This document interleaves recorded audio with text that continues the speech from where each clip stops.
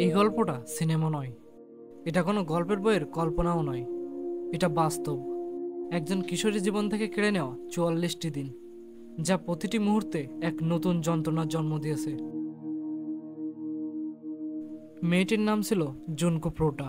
17 বছর বয়সী সাইতামা প্রিফেকচারের একজন স্কুল ছাত্রী, একজন স্বপ্ন দেখত জীবনের, একজন যার হাসি ছিল নিঃস্বার্থ, যার চোখে ছিল পেশাদার জীবনের সম্ভাবনা।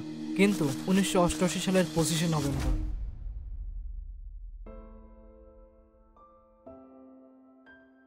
সেদিনটা শুধু জুনকোয়ের জন্য নয়, মানবতার জন্য এক অন্ধকার অধ্যায়ের সূচনা করে। স্কুল শেষে বাড়ি ফেরার পথে 4জন কিশোর তার জীবন বরবাদ করে দেয়।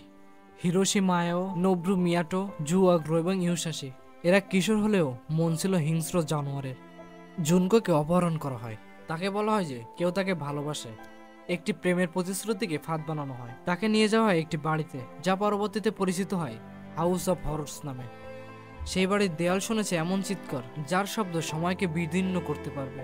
আর এই 44 দিনের প্রতিটা দিন, প্রতিটা রাত ছিল বিভীষিকাময়। তার শরীর ও মন প্রতিনিয়তই ভেঙে ফেলা হচ্ছিল। তাকে দিনের পর দিন করা হচ্ছিল ধর্ষণ। তাকে 500 বারের বেশি ধর্ষণ করা হয়।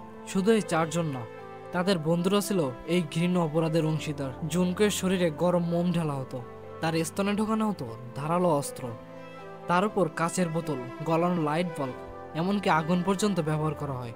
তার পায়ের হাড়, আঙুলের হাড় আর কাঁধের হাড় এক এক করে ভাঙা হয়। কিন্তু জুনকো বেঁচে ছিল। সে প্রতিদিন মৃত্যুর কাছাকাছি গিয়েও বাঁচতে চাইতো। সে পালাতেও চেয়েছে, সে সাহায্যও চেয়েছে, কিন্তু চারপাশ ছিল নীরব, নিষ্ক্রিয়। একবার পুলিশ জুনকোর অবস্থান সম্পর্কে সন্দেহ পায়, কিন্তু তার অপহরণকারীরা মিথ্যা বলে বলে যে সে স্বেচ্ছায় তাদের সঙ্গে আছে। আর পুলিশ ফিরে যায়। এভাবেই ব্যর্থতা জুনকোর জীবনকে আরো অনিরাপদ করে তোলে।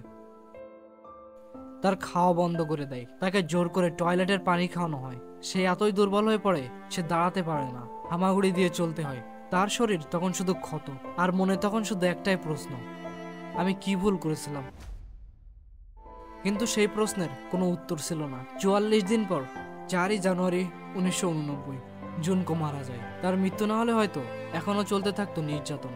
তার মৃতদেহ সিমেন্ট ভর্তি ড্রামে পুরে ফেলে দেওয়া হয় এক ভবনের নির্মাণ সাইটে, যেন কোনো প্রমাণই না থাকে।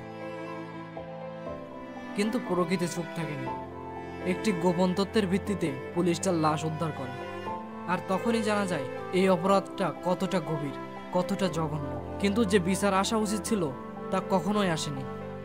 এই 4জন অপরাধী কিশোর জাপানের আইন অনুযায়ী পেয়েছিল হালকা সাজা। কয়েক বছরের মধ্যেই তারা ছাড়া পেয়ে যায়। আর এখন তারা কেউ কেউ আছে অন্য পরিচয়ে, কেউ হয়তো জীবন উপভোগ করছে। আর জুনকো, সে নেই। জুনকো আর কোনোদিনই ফিরবে না। এই গল্পটা শুধু একটি মেয়ের মৃত্যু নয়, এটা একটা সমাজের ব্যর্থতার দলিল। আমরা যদি চোখ বন্ধ করে রাখি, আমরা যদি কণ্ঠস্বর না তুলি, তাহলে আরো অনেক জুনকো হারিয়ে যাবে নীরবতার মাঝে। এই ভিডিওটি যদি আপনার মনকে স্পর্শ করে, তাহলে শেয়ার করুন। আর জুনকোর মতো কেউ যেন আবার না হারিয়ে যায়। আমরা ভুলে যাব না, আমরা তাকে স্মরণ করব আর কণ্ঠে আমাদের প্রতিবাদ জাগিয়ে তুলব।